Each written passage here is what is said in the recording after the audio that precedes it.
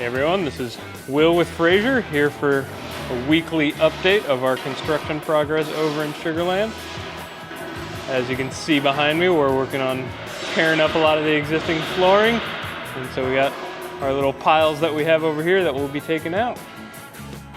We've been doing a lot of work at the facility, specifically in the back. We're working on prepping the area for the expansion that we're going to be adding on back there. So they're doing a lot of the dirt work and groundwork to get ready for drilling the piers for all the walls coming in.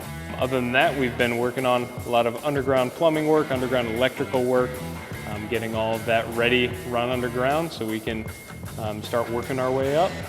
And stay tuned for more. I'll be giving you some more updates as we go.